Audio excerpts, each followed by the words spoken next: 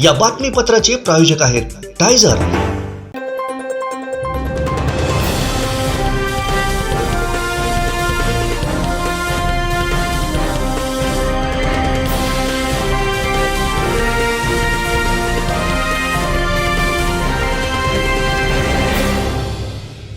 नमस्कार, आपण पाहताय कोकणचं नंबर 1 महाचॅनल कोकण साध लाईव्ह।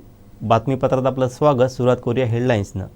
हेडलाईन्सचे प्रायोजक आहेत Tizer. Now experience sheer softness of Tizer super soft shirts. खासगी बस चालक मध्येच उतरवतात, आरटीओ ॲक्शन मोडमध्ये। कंत्राटी भरतीबाबत अजित पवारांचं मोठं वक्तव्य आणि पालकमंत्र्यांवरती उपरकरांचं टीकास्त्र। हेडलाईन्सचे प्रायोजक आहेत टायझर।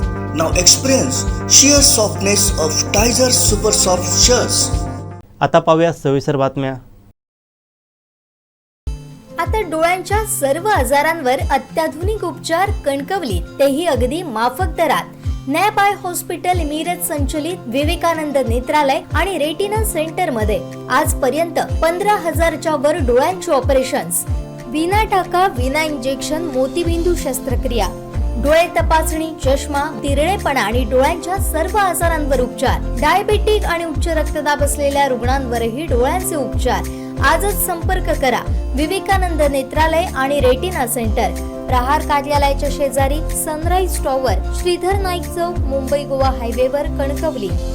खरं तर मुंबईवरून किंवा पुण्यावरून येताना प्रवाशांना सावंतवाडीपर्यंत बुकिंग देऊन पैसे घेऊन तिकीट दिलं जातं। सावंतवाडीपर्यंतचे पैसे घेतले जातात, मात्र प्रवाशांना झराप 0 पॉईंट किंवा मळगाव पुलावरती पहाटे सोडलं जातं।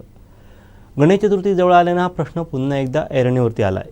याबाबत आरटीओना विचारले असता त्यांनी सर्व गाड्या सावंतवाडीतून वळवण्याचे आदेश दिल्याचं म्हटलं आहे। यासाठी विशेष पथक झराप 0 पॉईंट या ठिकाणी आरटीओ विभागाकडून तैनात करण्यात आलं आहे। पाहूयात। नमस्कार, मी प्रसाद पाताळे कोकण साध लाईव्हमध्ये आपल्या सर्वांचं स्वागत करतो। उपप्रादेशिक परिवहन कार्यालयानं सावंतवाडीला जाणारा जो झारापचा 0 पॉईंट आहे, या ठिकाणी आरटीओचं एक पथक जे आहे ते तैनात केलेलं आहे। खाजगी बस चालक जर सावंतवाडीला जाणाऱ्या प्रवाशाला झाराप 0 पॉईंटवर उतरून त्याला रिक्षाने जाण्यासाठी प्रवृत्त करत असतील तर अशा बस चालकांना या ठिकाणी ती गाडी घेऊन त्या प्रवाशाला सावंतवाडीत सोडण्यासाठी ही मोहीम आखण्यात आलेली आहे। आपण या चित्रामध्ये पाहू शकता, पोलीस जे आहे ते अशा पद्धतीनं जी गाडी आहे त्यातून उतरणाऱ्या प्रवाशाची जी आहे ती चौकशी करताना आपल्याला पाहायला मिळत आहेत। त्यांना आपण नक्की सावंतवाडीला जाणार की झारापलाच उतरणार आहात अशी चौकशी केली जात आहे। त्याची नोंदसुद्धा उपप्रादेशिक परिवहन कार्यालयाचे जे अधिकारी जे आहेत ते या ठिकाणी आहेत ते त्याची नोंद ठेवताना आपल्याला पाहायला मिळत आहेत। त्यामुळे कुठेतरी हे जे खाजगी बस चालक आहेत त्यांना चाप या निमित्ताने बसताना आपल्याला पाहायला मिळतोय।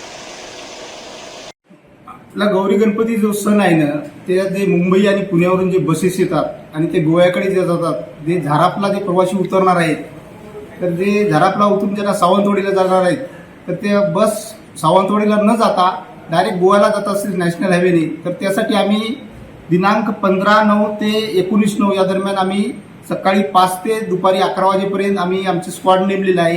तिथं प्रत्येक बस आम्ही थांबवणार, त्यामध्ये त्या प्रवाशांना विचारणार कोणाला सावंतवाडीला वगैरे जायचं आहे का, तर जायचं असेल तर ती बस आम्ही सावंतवाडी मागे पाठवणार आहे आणि प्रवाशाला आम्ही तसं म्हणजे तिथे उतरून देणार नाही आणि त्याला वारावर सोडणार नाही। जर कोणी अशी कोणी बस मालक त्यांना जर प्रवाशांना झाराप फाट्यावर सोडत असेल तर त्याच्यावर आम्ही लगेच कारवाई करणार आहे। एकंदरीत गेले अनेक वर्ष जेव्हापासून झाराप पत्रादेवी बायपास सावंतवाडी सोडून 10 किलोमीटर वरून गेला तेव्हापासूनची जी समस्या आहे ती सर्वसामान्य माणसाला प्रचंड हानिकारक आणि त्रासदायक आहे। एकंदरीत ही गोष्ट वस्तुस्थिती पाहता जर असं बघितलं तर काँग्रेस पक्ष किंवा इतर राजकीय पक्षाचे पदाधिकारी किंवा विविध संस्थेचे सामाजिक संस्थेचे कार्यकर्त्यांनी प्रशासनाला जागोजागी गेली अनेक वर्ष ही बाब लक्षात आणून दिलेली आहे। परंतु मला एक गोष्ट कळत नाही की हे प्रशासन असेल, आरटीओ असेल, पोलीस प्रशासन असेल, ही चाकरमानी किंवा सर्वसामान्य माणसाच्या जीवावरती का खेळतायत हा प्रश्न सर्वसामान्य माणसांमध्ये आहे। की जर चाकरमानी सकाळी जर 4 वाजता एखादी कुटुंब समजा त्या 0 पॉइंट वरती किंवा मळगावच्या हायवे वरती पुलावरती उतरलं तर 100% तिकडे अंधार असतो, तिकडे गाडीची व्यवस्था नसते आणि दुसरं म्हणजे कोणी मनुष्य नसतो आणि बस चालक त्या ठिकाणी त्यांना उतरवून चालत राहतात का ही पाप अत्यंत गंभीर आहे. त्या ठिकाणी जर समजा एखादा हादसा घडला, लुटालूट झाली, अतिप्रसंग झाला, अत्याचार झाला तर त्याला मदतीसाठी सुद्धा त्या ठिकाणी कोण येण्यासाठी मनुष्य नसतो. अशी परिस्थिती असताना गेले अनेक वर्ष प्रशासन याकडे का दुर्लक्ष करते हा सामान्य माणसाचा प्रश्न आहे. गेल्या वर्षी सुद्धा आम्ही आरटीओ असेल, पोलीस प्रशासन असेल, काँग्रेस पक्षाच्या माध्यमातून त्यांच्या निदर्शनास आणून दिलेलं होतं की ही बाब गंभीर आहे. तुम्ही सक्त प्रत्येक बस चालकांना आणि ट्रॅव्हल्स जे एजन्सी आहेत जे जाताना सावंतवाडी मार्गे येतात, पॅसेंजर घेऊन जातात, परंतु ज्या मुंबईमधून तिकीट घेतल्यानंतर ते तिकीट व्हाया सावंतवाडी असं केलं, त्याच्यामध्ये मेन्शन केलं जातं, त्या लोकांना बस चालक आपल्या मनोपालीने जबरदस्तीने त्या ठिकाणी 0 पॉईंट किंवा मळगावच्या ब्रिजवरती सोडून बायपासने निघून जातात. पण याच्याकडे प्रशासन कुठल्याही प्रकारचे दखल घेत नाही. पण इथून पुढे अशा पद्धतीचं जर सामान्य माणसाला त्रास झाला, जर समजा कोणावरती अतिप्रसंग झाला, जर लुटालुटीचे प्रसंग घडले तर सगळ्यात पहिल्यांदा ज्या बसमधून तो पॅसेंजर आलेला असेल त्या बस मालकावरती गुन्हा रजिस्टर व्हायला पाहिजे. अशा पद्धतीची मागणी काँग्रेस पक्षाची आहे. या ठिकाणी आम्ही मागच्या वर्षी पण काँग्रेस पक्षाच्या माध्यमातून आम्ही आरटीओना सक्त इशारा दिलेला होता. त्यावेळी त्यांच्यानी या प्रसंगी प्रत्येक बस चालकांनी ट्रॅव्हल्स एजन्सीना नोटीस बजावलेली होती का, परंतु यावर्षी तशा पद्धतीची नोटीस आजपर्यंत ट्रॅव्हल्स एजन्सी किंवा बसच्या मालकांना आलेली नसल्यामुळे पुन्हा एकदा आम्ही इशारा देतो, आरटीओ असेल किंवा प्रशासन असेल, जर सामान्य माणसाला त्रास झाला आणि येताना जर जाताना तुम्ही सावंतवाडी मार्गे पॅसेंजर घेऊन जाऊ शकता, तर येताना त्या तिकिटामध्ये नमूद केलेलं असताना सुद्धा तुम्ही सावंतवाडीला 10 किलोमीटर मागे सोडून सामान्य माणसाला काळोखात अंधारात तुम्ही सोडून निघून जाता. अशा पद्धतीचं जर समजा इथून पुढे कुठच्याही प्रसंगाने तक्रार आली तर सगळ्यात पहिल्यांदा सिंधुदुर्ग जिल्हा आरटीओ च्या कार्यालयामध्ये काँग्रेस पक्षाचा कार्यकर्ता जाईल आणि सगळ्यात पहिल्यांदा जाब विचारेल. अशा पद्धतीची भूमिका आज सावंतवाडी तालुका काँग्रेस पक्षाची आहे. आमचे दिवसभरातले सर्व अपडेट्स, ताज्या घडामोडी आणि थेट लाईव्ह पाहण्यासाठी सबस्क्राईब करा, लाईक करा कोकणचं नंबर 1 महा चॅनल कोकण 7 लाईव्हचं YouTube channel. Mahalakshmi Tathastu mall garment and apparels Ganesh Chaturthi special offer 30 September पर्यंत मर्यादित. आदित्य बिझनेस सेंटर, पहिला आणि दुसरा मजला, गांधी चौक, सावंतवाडी. मोबाईल नंबर 9860 25 93 76 आणि 92 26 24 93 76. मागच्या 2 दिवसांपासून सोने आणि चांदीच्या भावांमध्ये मोठी घसरण झाल्याचं पाहायला मिळत आहे. पण आज शुक्रवारी पुन्हा एकदा सोन्याच्या चांदीच्या भावांमध्ये तेजी पाहायला मिळाली आहे. अशा प्रकारे आठवड्याच्या शेवटच्या व्यवहारा दिवशी मल्टी कम्युनिटी एक्सचेंजवर सोन्याचे वायदे आता 58,700 रुपये तर चांदीचे वायदे 71,500 रुपयांच्या जवळ व्यवहार करत आहेत.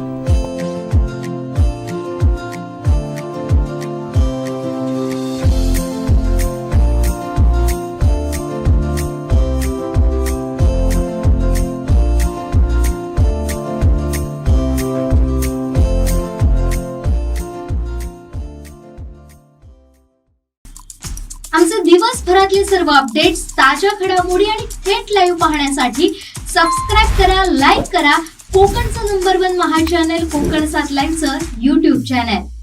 सिंधुदुर्गात प्रथमच बायपास शस्त्रक्रिया, हृदयरोग निदान आणि उपचार एकाच ठिकाणी.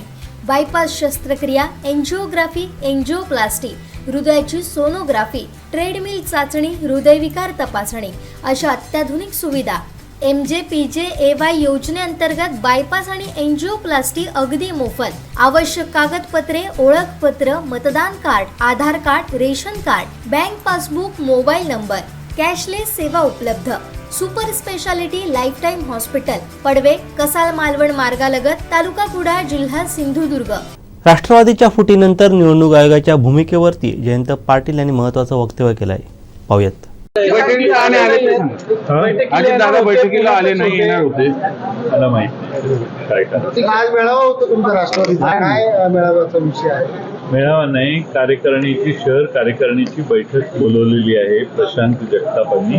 अनायसे मी पुण्यात असल्यामुळे त्यांनी मला निमंत्रित केलेलं आहे. अजित पवार शरद पवारांसमोर येण्याचं वारंवार टाळतायत. काय कारण त्यांना संजय राऊत होते की कुठेतरी त्यांना ते उपमुख्यमंत्री आहेत, त्यांना काही दुसरी कामं असतील, कदाचित शक्य झालं नसेल आज. नियोजित दौरा होता ना. सर दौरा मला माहित. दुसरा असं 6 ऑक्टोबरला सुनावणी होते, तिथे तो ऑब्व्हियसली दूध तर पाणी का पाणी करावंच लागणार आहे, कारण शेवटी असतील प्रश्न आहे. तर पुढं काय नियोजन आहे तुमचं तसं? नाही, आता आमची बाजू मांडू. शेवटी आम्ही निवडणूक आयोगाला हे सांगितलेलं होतं की हा डिस्प्यूट नाही आणि त्यासाठी आमची बाजू ऐकून घ्यावी. आमची बाजू ऐकून न घेता निवडणूक आयोगाने हा डिस्प्यूट आहे असं एकदम जाहीर केलेलं आहे. या बाबतीत आम्ही आता वकिलांचा सल्ला घेतोय. निवडणूक आयोग प्रिज्युडाईस आहे असा त्याचा अर्थ दिसतो, पण मला त्यावर आज काही बोलायचं नाही. आम्ही वकिलांचा सल्ला घेऊ. सर, मराठा आरक्षणाचा जो विषय आहे, तर नारायण राणे काल म्हणाले की जे 96 कोळी मराठा आहेत त्यांना ओबीसी प्रमाणपत्राची गरज नाही. तर आपल्या पक्षाची याची भूमिका काय? मला माहीत नाही नारायण राणे साहेबांनी कोणत्या आशयात कॉन्टेक्स्टमध्ये हे बोलले. मला माहिती घेऊन मी सांगेन. मला माहीत नाही. सरसकट मराठा समाजाला ओबीसी प्रमाणपत्र किंवा कुणबी प्रमाणपत्र हे मिळावं, ओबीसी म्हणण्यापेक्षा ते काय म्हणते मला माहित नाही. त्यामुळे जरांगे पाटलांची जी मागणी आहे ती ते राज्य सरकारने त्यांना जाऊन मुख्यमंत्री स्वतः जाऊन त्यांना उत्तर दिलेलं आहे. त्याच्यावर आता अधिक 96 मराठ्यांची ही मागणीच नाही आम्हाला कोणती सर्टिफिकेट द्या म्हणून. मला माहित नाही कोणत्या रेफरन्समध्ये नारायण राणे साहेब बोलले, त्यामुळे त्याच्यावर मी बोलणं योग्य नाही. कंत्राटी भरतीचा GR काढलाय, विरोध होतोय, भूमिका काय राष्ट्रवादीची? महाराष्ट्रामध्ये सरकारी कर्मचाऱ्यांच्या ज्या महत्त्वाच्या जबाबदाऱ्या असतात तिथं कंत्राटी कर्मचारी नेमणं चुकीचं आहे.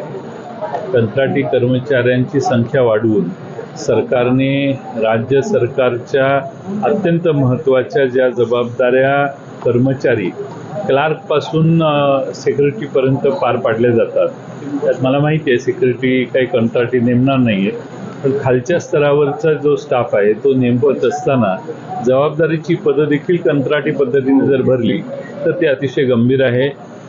पैसे वाचवण्याच्यासाठी सरकारने बेभरोशाच्या लोकांना तात्पुरत्या सेवेत घेऊन त्यांच्याकडून काही कामं करून घेतली आणि त्यात जर चुका निष्पन्न झाल्या तर त्याचा भुर्दंड जनतेला बसू शकतो आणि त्यामुळं कंत्राटी कर्मचाऱ्यांची नियुक्ती अत्यंत आवश्यक असेल अशा जागांच्यासाठी करणं ठीक आहे, पण त्यालाही काही मर्यादा असली पाहिजे. नाही तर हळूहळू आपण सगळं सरकारच कंत्राटी पद्धतीने चालवायला लागू. त्यातला दुसरा दोष असा आहे की ज्यांना कंत्राटी पद्धतीने नेमलं जातं ते 1-2 वर्ष झाल्यावर संघटना बांधतात आणि त्यांची आंदोलनं सुरू होतात आणि काम राहतं बाजूला. असे काही वेगळे क्लिष्ट प्रश्नही आहेत आणि महाराष्ट्रातल्या तरुणांना सरकारी सेवेची आवश्यकता असते किंवा गरज असते. हजारो लाखो युवक आपली परीक्षा देत असतात, तयारी करत असतात.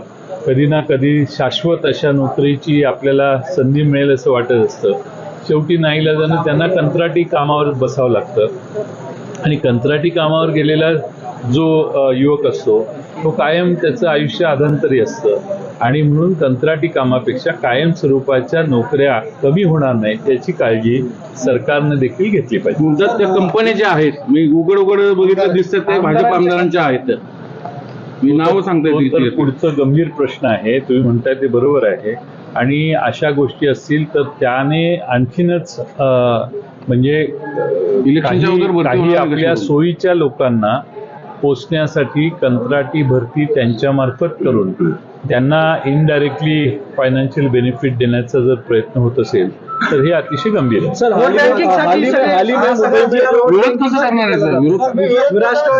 विरोध दिसत नाही म्हणजे आता सरकारने निर्णय आता घेतलेला आहे.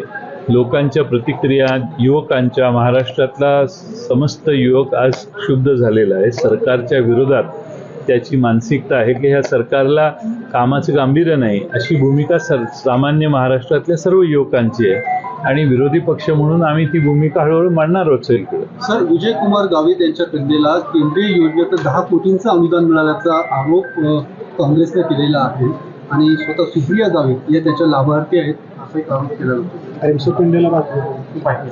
मी ती बातमी वाचली आणि कोणत्या रेफरन्सने हा त्यांच्याकडे बेनिफिट मिळाला आहे किंवा अनुदान मिळालेलं आहे हे हळूहळू स्पष्ट होईल आणि जर अशी व्यक्तिगत बेनिफिट जर त्यांना मिळालं असेल आणि त्याची खात्री झाली तर मात्र ते अतिशय गंभीर आहे. प्रधानमंत्र्यांमध्ये ईडीच्या कारवाया ज्या आहेत त्या कुठं काय होताना दिसत नाही, थांबवल्या गेल्या. तुम्हाला नोटीस आली त्याचं काय झालं पुढे? ईडीच्या कारवाया चालू आहेत किंवा आहेत ते वेगळ्या वेळी वेगळ्या केसेस असतात त्याप्रमाणे येत असतात. त्यामुळं थांबले तसे म्हणता येत नाहीत, थांबवले तसे म्हणता येत नाही आणि नक्की काय आहे हे माहीत नाही. पवार साहेबांच्या पुढच्या सभांचं काय नियोजन कसं? सभा आम्ही उद्धव ठाकरे साहेब आणि आमचे संजय राऊत साहेब दोघंही पवार साहेबांना भेटले आणि त्या सभांचं नियोजन आता हळूहळू होणार आहे. काही एकत्रित सभा होतील, काही राष्ट्रवादीच्या म्हणून पवार साहेबांच्या उपस्थितीत काही सभा होतील. एकत्रित सभेचं काही ठरलं? आंबेगावला होणार आहे एकच किंवा कुठे कधी म्हणजे पहिली सभा कुठे? महाविकास आघाडी बहुतेक आमच्या त्या दिवशीच्या चर्चेत ठाण्याला वज्रमुठीची सभा होणार आहे असा अंदाज आहे, अजून नक्की नाही आहे. त्याची जबाबदारी तिथल्या स्थानिक नेत्यांची चर्चा करून ठरवणार आहेत. पण ते उद्धवजी आणि संजय राऊत यांनी त्याच्यावर तिथल्या स्थानिक लोकांशी बोलून निर्णय करायचं ठरवलेलं आहे. 16-16-16 असा काही फॉर्म्युला ठरला की फक्त बातम्या? नाही, जागा बातम्याच आहेत, अशी काही चर्चाच झाली नाही, त्यामुळे फॉर्म्युला ठरलेला आहे. काहीतरी विचारलं होतं तुम्ही, काहीतरी विचारलं होतं ईडीच्या नोटीसचं काही झालं का पुढे? आंबेगावची पुणे जिल्ह्यात अजून कोणत्या सभा घ्यायच्या हे ठरवलेलं नाहीये, त्याच्यावर काही निर्णय आम्ही घेतलेला नाही. सर, इंडिया अलायंस को लेकर कल से काफी बीजेपी आक्रामक दिख रही है. कुछ प्रधानमंत्री हो या फिर राष्ट्रीय अध्यक्ष नड्डा हो, उन्होंने बयान दिया है, कहा लीडरलेस अलायंस है, सनातन धर्म को खत्म करने के लिए, प्रेस की फ्रीडम को खत्म कर रही है. 2014 में यानी 12-13 के दरमियान यूपीए की जो सरकार थी तभी सामने कोई ऐसा बड़ा नेता नहीं था. वो उभर के मोदी साहब के रूप से सामने आया 2013 के आखिरी में. अब ये देश में सारे इंडिया के पार्टियां, इंडिया के जो घटक पक्ष है वो इकट्ठा बैठ रहे हैं, इकट्ठा आ रहे हैं. आस्ते आस्ते मुझे लगता है कि कुछ हल निकलेगा, कुछ न कुछ पर्याय तो सामने आएगा. राहुल गांधी सामना चेहरा म्हणून पुढे येतील मला माहित नाही. मी राज्यातला कार्यकर्ता आहे, देशाचा नाही, त्यामुळे देशपातळीवरचे प्रश्न मला माहित नाही. सर, भावी मुख्यमंत्री म्हणून अनेक ठिकाणी बॅनर्स लागले होते, तुमचे लागले अजितदादांच्या. आज राधाकृष्ण विखे पाटलांच्या मुख्यमंत्री व्हावेत म्हणून प्रार्थना करण्यात आली एका दर्ग्यावरती. काय तुमच्या शुभेच्छा असतील का या सगळ्याच्या? असं आहे की प्रत्येकाचे समर्थक आपापल्या परीनं आपला नेता पुढे जावा म्हणून प्रयत्न करत असतात. हे समर्थकांनी केलेले प्रयत्न असतात, त्यात कोणाला दोष देणं योग्य आहे असं मला वाटत नाही. आणि प्रत्येकाला या स्टेजला आल्यावर वाटत असतं की आपल्याला पुढची संधी मिळावी. त्यात राधाकृष्ण विखे पाटील साहेबांच्यासाठी कोणी दर्ग्यात प्रार्थना केली तर त्याचा तो प्रयत्न आहे, असा ज्याने प्रार्थना केली त्याचा तो प्रयत्न आहे. सर, आता VSIला पवारसाहेब अध्यक्ष आहेत, यासाठी पाटील अध्यक्ष आहेत, कार्यकारिणीवरती तुम्ही आहात, अजितदादा आहात. आता जे काही घडलं राजकारणामध्ये याचा परिणाम कुठे ह्या अशा संस्थांच्या बैठकांमध्ये किंवा कामकाजावरती? सहकारी साखर कारखाने, सहकारी क्षेत्र आणि ही संशोधन संस्था आहे. या ठिकाणी साखर उद्योगात असणारे अनेक मान्यवर नेते इथं काँग्रेस पक्षाचे आहेत, शिवसेना, भाजप, काँग्रेस, राष्ट्रवादी असे वेगवेगळ्या पक्षाचे नेते या ठिकाणी येतात.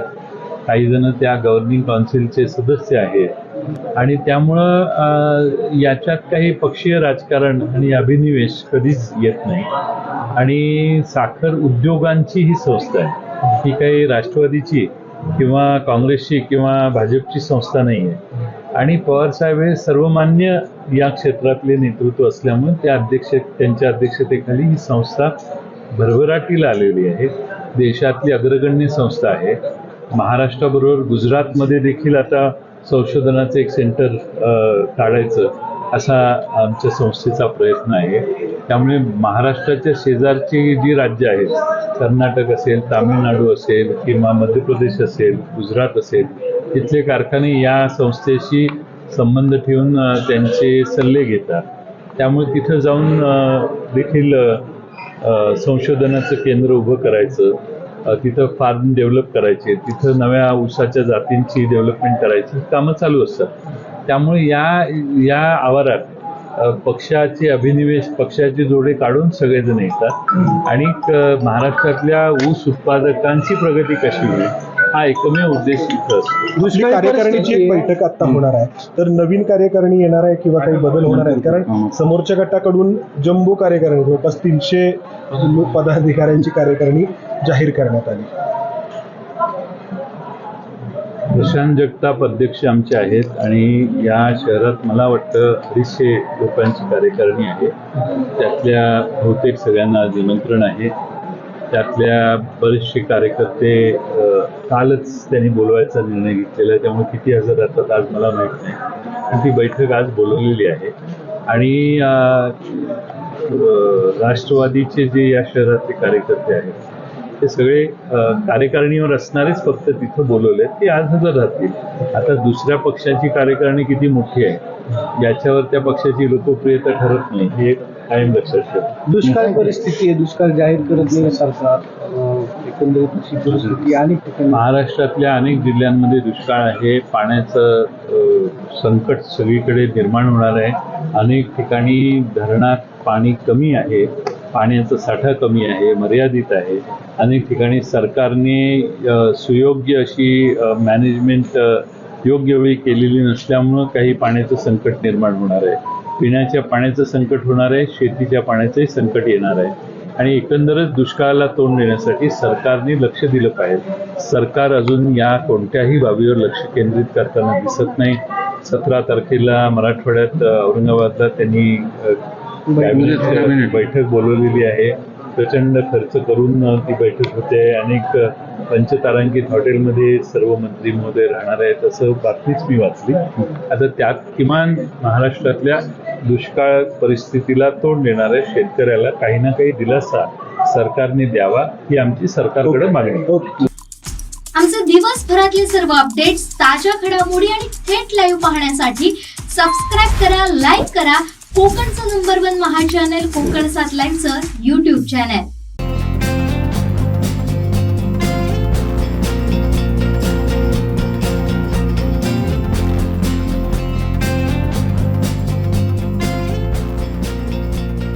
अनंत टी दे रिफ्रेश हमी.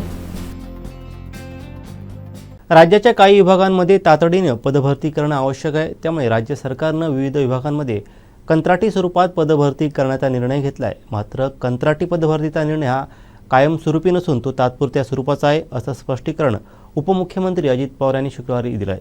अजित पवार म्हणाले, कंत्राटी पदभरतीचा निर्णय मागील महाविकास आघाडी सरकारच्या काळात घेण्यात आला होता. त्यामुळे विरोधकांनी टीका करू नये. विरोधक आज सत्तेत नाहीत, त्यामुळे आमच्यावरती टीका करत आहेत. कायमस्वरूपी पदभरती होईपर्यंतच कंत्राटी भरती करण्यात येणार असल्यानं तरुणांनी काळजी करू नये. राज्य सरकारच्या विविध विभागांमध्ये सध्या सुमारे 1.5 लाख पदभरती करण्याची प्रक्रिया सुरू आहे. आरोग्य, वैद्यकीय, शिक्षण या विभागांमध्ये तातडीने पदभरती करणं अपेक्षित असतं. कायमस्वरूपी पदभरती होईपर्यंत या विभागांमधील जागा रिक्त ठेवता येत नाहीत. त्यामुळे अशा ठिकाणी कंत्राटी पदभरती करण्यात येणार आहे. राज्यातील काही शाळांमध्ये शिक्षकांची कमतरता आहे, म्हणून शिक्षण थांबवता येत नाही. त्यामुळे सेवानिवृत्त झालेल्या शिक्षकांना तात्पुरत्या स्वरूपात घेण्यात आलं आहे, असंही यावेळी पवार म्हणाले. कंत्राटी भरतीच्या विरोधामध्ये काय कंत्राटी सरकार का आपण एकदम गैरसमज करून घेतलाय. माझ्याबद्दल तर कारण नसताना मला त्याच्यामध्ये ट्रोल करायचं काम चाललेलं आहे. आपण काल पण मी दिवसभर मंत्रालयामध्ये होतो. 1,50,000 मुलामुलींची भरती महाराष्ट्राच्या वेगवेगळ्या डिपार्टमेंटमध्ये, म्हणजे पोलीस असेल, तलाठी असेल, शिक्षक असेल, अनेक, मी आता सगळ्यांची नावं घेत नाही, यांची चालू आहे. पत्रकार मित्रांनो, आपल्या मार्फत मला तर सगळ्या तरुणांना, तरुणींना, महाराष्ट्रातल्यांना सांगायचं आहे, मी आता ज्या सत्ताधारी पक्षात आहेत, आमचे जे विरोधक आहेत त्यांना पण अशा उकळ्या फुटतात आणि काही पण व्हॉट्सॲपमध्ये किंवा सोशल मीडियावर काही वेगळ्या पद्धतीनं बातम्या पसरवतात. झालंय काय, मी काल आढावा घेत असताना आरोग्य विभागाचा किंवा वेगवेगळ्या वैद्यकीय शिक्षण विभागाचे असे आढावे घेत होतो. आपले असणारे हॉस्पिटल, प्राथमिक आरोग्य केंद्र, उपजिल्हा रुग्णालय, ग्रामीण रुग्णालय असे जे काही आहेत, तिथं एवढा स्टाफ कमी आहे. काल आम्ही ते सगळं बघितलं तर काही हजार स्टाफ कमी आहेत. आता ते स्टाफ भरण्याची प्रक्रिया ही चालू आहे. काही ठिकाणी आपण 30ला टाटा कंपनीला सांगितलेलं आहे, 3 कंपन्या आपण त्याच्यामध्ये निवडलेल्या आहे आणि शिवाय MPSC. मी आपल्याला सांगतो की काही काही ठिकाणी ताबडतोब माणसं लागतात. उदाहरणार्थ शिक्षक भरती आता 30,000ची आहे. मागे पण शिक्षक भरतीमध्ये मागच्या सरकारच्या काळामध्ये काय घडलं आणि कुणाकुणावर त्याच्यामध्ये ॲक्शन घेण्यात आली हे सगळं आपल्या सगळ्यांच्या समोर आहे. कधी कधी काही जण कोर्टात जातात आणि कोर्टाने मग काही सूचना केल्या तर त्याचं पालन करावंच लागतं, कारण ते त्यांचे आदेश असतात. आता ह्या सगळ्या गोष्टी करत असताना काही बाबतीत आम्ही शिक्षण विभागाच्या बद्दल नवीन शिक्षकांची भरती होईपर्यंत मुलांना सांगता येत नाही की बाबा आता ते शिक्षकाची भरती होईपर्यंत तुम्हाला त्या विषयाला शिकवायला कोणी नाही, म्हणून आम्ही रिटायर झालेल्यांना तात्पुरतं, नीट ऐका, रिटायर झालेल्यांना तात्पुरतं आपण त्या ठिकाणी घेतलं. तशा पद्धतीनं पोलिसच्या मध्ये किंवा कुठल्याही इतर वर्गामध्ये भरती करत असताना भरतीला जर 6 महिने 4 महिने काही काळ द्यावा लागतो, नाहीतर लगेचच कोणी PIL करतं, कोर्टात जातं, अनुशेषाचा प्रश्न असतो, बिंदू नियमावली त्या ठिकाणी सांभाळावी लागते. त्याच्यात आपल्या कुठल्याही घटकाचा schedule caste, schedule tribe, NT, OBC, open ह्याच्यामध्ये कोणाचा शंका कुशंका राहता कामा नये, म्हणून काही बाबतीमध्ये तातडीनं लोक लागतात. तर ते घेण्याच्या करता मधल्या काळामध्ये निर्णय घेतला गेला. तो निर्णय आत्ताच्या काळातला नाही. माझ्याकडे आत्ता पेपर नाही आहे. तो निर्णय मागच्या सरकारच्या काळात आहे. त्या काळामध्ये कुणाकुणाच्या सह्या आहेत हे देखील मी दाखवायला तयार आहे. आज मात्र ते सरकारमध्ये नाही की लगेच आमच्या नावाने पावत्या फाडायचं काम सुरू झालं आहे, आम्हाला बदनाम करण्याचं काम सुरू झालं आहे. मलाही कळतं आहे, मी पण महाराष्ट्रात 30-32 वर्ष काम करतो आहे. तरुण तरुणींचे काय प्रश्न आहेत, बेरोजगारीचे काय प्रश्न आहेत, हे सगळे आमच्याही डोळ्यासमोर आहेत. त्याच्याकरताच ते दूर करण्याच्या करता आज 1.5 लाख तरुण तरुणींची भरती आपण त्याच्या संदर्भातली करतोय.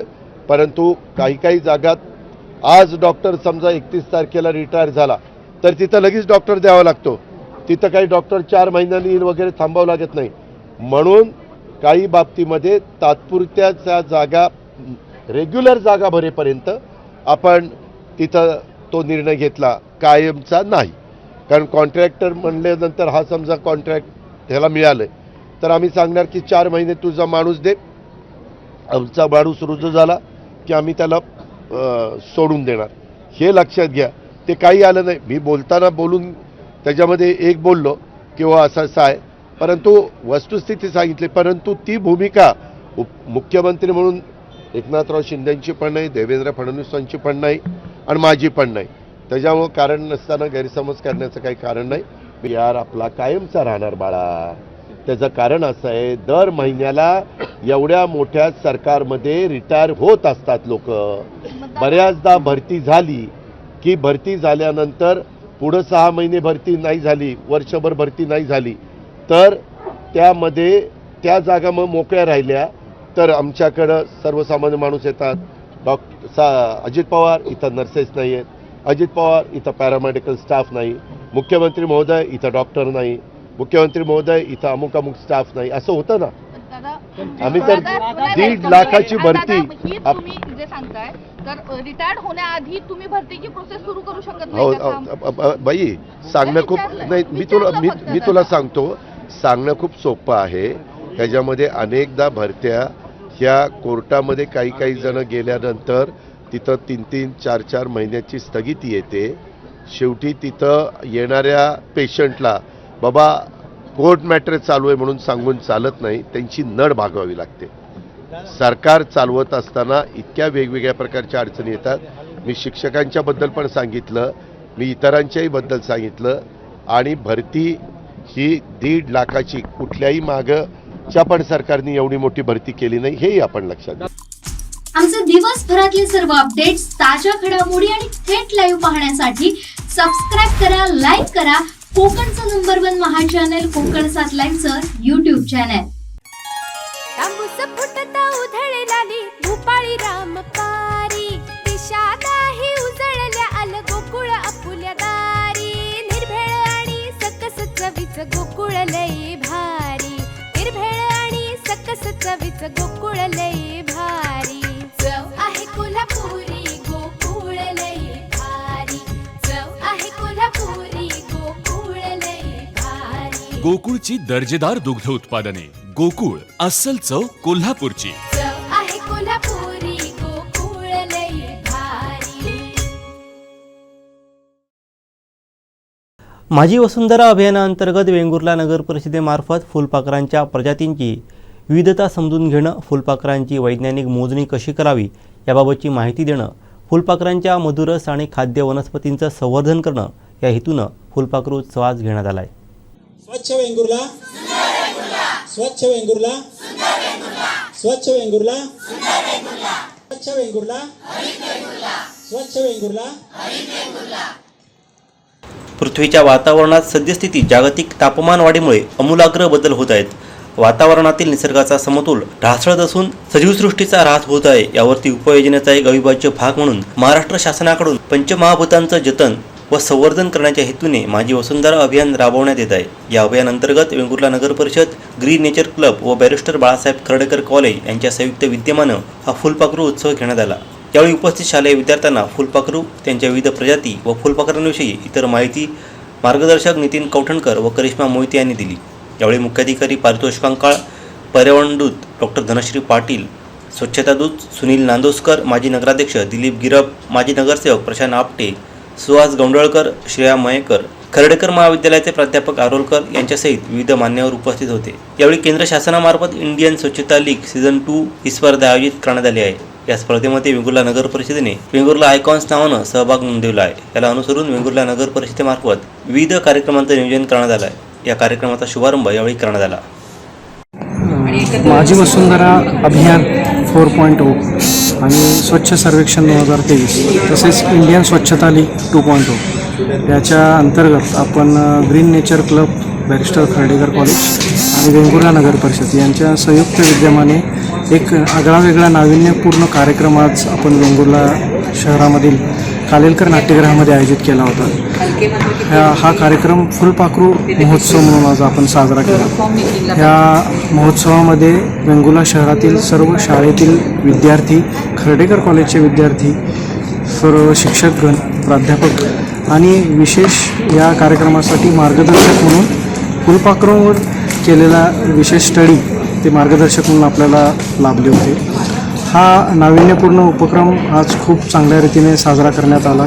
यामध्ये 600च्या वरती विद्यार्थ्यांची उपस्थिती होती आणि या कार्यक्रमाचं प्रामुख्याने उद्दिष्ट 2 होती की आपल्याला समृद्ध अशी जैवविविधता अशी लाभलेली आहे आणि या जैवविविधतेचं संवर्धन करण्यामध्ये एक महत्त्वाची भूमिका वेंगुर्ला नगर परिषद बजावत आहे. या जैवविविधतेमध्ये प्रामुख्याने या भागात आढळणारी जी फुलपाखरे आहेत त्यांच्याबाबतची सखोल माहिती, फुलपाखरे ज्या होस्ट प्लांटवर ते मधुरसासाठी जे आढळतात त्या होस्ट प्लांटची माहिती, वनस्पतींची माहिती, त्यांचं करायचं संवर्धन याबाबत ही प्रमुख उद्दिष्ट घेऊन हा कार्यक्रम आज आपण आयोजित केला होता.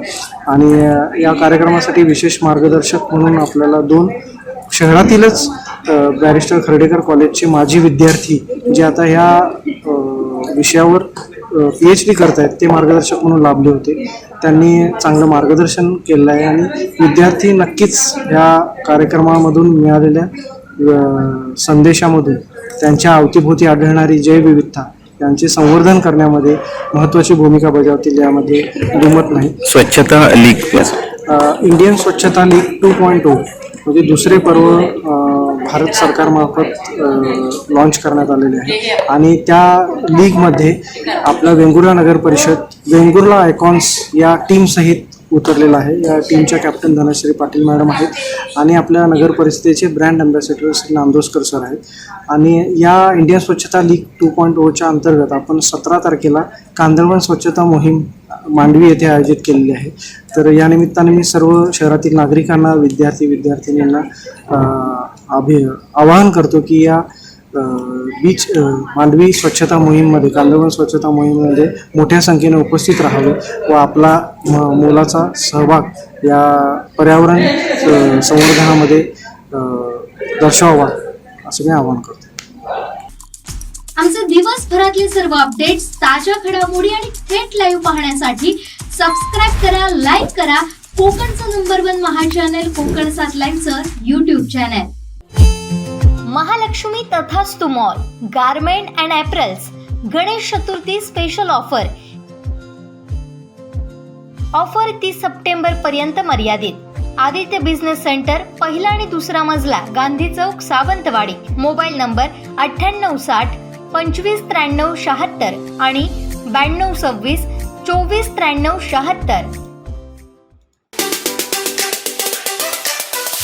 गेले 15 वर्ष सत्ताधारी पक्षाचे, मग पालकमंत्री असून दे की मंत्री असून दे, सातत्याने फसवतात किंवा सातत्याने त्यांना आश्वासनं देऊन त्यांच्याकडे दुर्लक्ष करतात विकासाकडे. आज या ठिकाणी मग राष्ट्रवादी असून दे, काँग्रेस असून दे, शिवसेना असून दे, भाजप असून दे, या सर्व पक्षांनी सिंधुदुर्ग जिल्ह्यातल्या लोकांना फसवण्याचं काम केलेलं आहे गेली 15 वर्ष. आता गणपती येतोय, पण गणपती येण्यापूर्वी 2 महिन्यापूर्वी आम्ही प्रेस घेऊन असलेल्या पालकमंत्र्यांना, राज्याच्या बांधकाम मंत्र्यांना जिल्ह्यातील रस्ते खड्डेमुक्त करा, जिल्ह्यातील रस्त्यांना खड्डे सातत्याने गणपतीतून येणारा चाकरमानी खड्ड्यातून येतो आहे, त्यांना आज खड्डेमुक्त करून दे. जिल्ह्यात राज्याचा बांधकाम मंत्री आमच्या जिल्ह्याचा पालकमंत्री आणि या जिल्ह्याचा निवासी आहे, त्यामुळे जिल्ह्यातल्या लोकांना रस्ते चकाचक मिळून दे अशा प्रकारची आम्ही विनंती वजा त्यांना आम्ही विनंती केली होती. आज या ठिकाणी बघितल्यानंतर गणपती जवळ आले, आज सर्व रस्ते खड्डेमय झालेले आहेत आणि रस्त्यामधून आज सर्व ठिकाणी खड्डे झालेले आहेत. मग राज्यमार्ग असून दे, तुमचा जिल्हा मार्ग असून दे, प्रमुख जिल्हा मार्ग असून दे, सर्व रस्ते खड्डेमय झाले आहेत. गेल्या वर्षी केलेले, गेल्या पावसापूर्वी केलेले रस्ते यावर्षी खड्डे पडत आहेत. हा जिल्हा पालकमंत्र्याचा खऱ्या अर्थाने ठेकेदाराचा दबाव आहे की जे पालकमंत्र्यांच्या असलेले प्रशासन यांचा ठेकेदारांना साथ आहे हे दिसत नाही आणि अनेक वेळा आम्ही बोलून झालेलो आहे.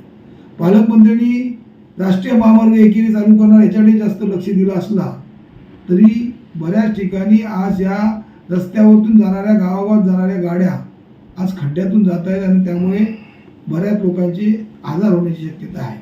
असं असताना जिल्ह्याचे रस्तेसाठी भारतीय जनता पक्षाच्याच अध्यक्षांनी, जिल्ह्याच्या अध्यक्षांनी 20 कोटी खड्ड्या भरण्यासाठी मागितले होते. म्हणजेच त्यांनीच मान्य केलं आहे की जिल्ह्यात खड्डे आहेत, ते खड्डे भरण्यासाठी 20 कोटी द्या, पण अद्याप कोणत्या प्रकारचे रस्ते झालेले नाही. तशाच प्रकारचा गेले 15 वर्ष विमानतळाचा खेळ चालवला सर्व सत्ताधाऱ्यांनी. एका सत्ताधाऱ्यांनी गेल्यावेळी पालकमंत्री शिवसेनेचे असताना त्यांनी विमानातून अगदी गणपती अनधिकृतरित्या विमान उतरून गणपती आणले आणि विमानतळ चालू झाल्याचंही ढोल पिटला. त्याच्या अगोदर असलेले सध्याचे केंद्रीय मंत्री, त्यावेळेचे तत्कालीन मुख्यमंत्री, उद्योगमंत्र्यांनी 3 वेळा नारळ फोडले आणि ते विमान आणणार. आताही विमानाबाबत आम्ही केंद्रीय मंत्र्यांना भेटलो, विमान लोकांना प्रयत्न केला, पण ते विमानाची तिकडची असलेली दुरावस्था, तशाच प्रकारचे त्या विमानाला लाईट अद्याप पोचलेली नाही, विमानतळाला पोचलेले रस्ते अद्याप केलेले नाहीत आणि तशा परिस्थितीमध्ये पण सातत्याने विमान रद्द होऊन मग चाकरमानी येणाऱ्या चाकरमान्यांचा बिरमूड करतात. काल विमान रद्द झाल्यानंतर चाकरमानी हट्ट धरल्यामुळे विमान कंपनीला त्यांना 5 स्टारमध्ये ठेवावं लागलं. पण असं सातत्याने रद्द होत असताना चतुर्थीपूर्वी पालकमंत्री आणि भारतीय जनता पक्षाचे जिल्हाध्यक्ष यांनी प्रेस घेऊन गणपती काळात चाकरमान्यांना मुंबईतून येण्याकरता विमान कायमस्वरूपी चालू राहील अशा प्रकारचं आश्वासन दिलं. तेही आश्वासन पूर्ण केलं नाही ह्या पालकमंत्र्यांनी. तत्पूर्वी गणपतीपूर्वी रेल्वेच्या प्लॅटफॉर्मवरती आच्छादन करून कोणत्याही प्रकारचं त्या ठिकाणी प्रवाशांना किंवा चाकरमान्यांना न भिजता रेल्वेतून आणता येईल तेही आश्वासन पूर्ण केलं नाही. पण रेल्वेच्या असलेल्या रस्त्यांची सर्व त्या स्टेशनं काढली, त्या स्टेशनच्या रस्त्याची सुशोभीकरण करण्याकरता 1-1, 5-5, 6-6 कोटीची कामं काढली. ती कामं अगदी काढताना अवैधरित्या टेंडर, अवैधरित्या सर्व करून त्याची आम्ही माहिती मागितलेली आहे. आणि त्या ठिकाणी करत असताना ती असलेलं काम एका पुण्याच्या कंपनीला दिलं, म्हणजे जिल्ह्यातल्या लोकांची ती काम अद्याप पूर्ण केलेलं नाही. म्हणजे जिल्ह्यातल्या असलेल्या नागरिकांना आच्छादन करणारा जो रेल्वे स्टेशनवरची आच्छादन करण्याची गरज होती ते न करता हे नव्याने काढून जिथे अधिकाऱ्यांना आणि कॉन्ट्रॅक्टरना पैसे खाता येईल ती कामं पहिल्यांदा होत आहेत, प्रथम होत आहेत. जिल्ह्यातलं असलेलं मेडिकल कॉलेजला अपुरा स्टाफ, मेडिकल कॉलेजची अपुरी जागा याकडे दुर्लक्ष आहे. असलेल्या हॉस्पिटलमध्ये डॉक्टर कमी आहे, डॉक्टरांचे 6-6 महिने पगार मिळत नाहीत, याकडे पालकमंत्र्यांचं दुर्लक्ष.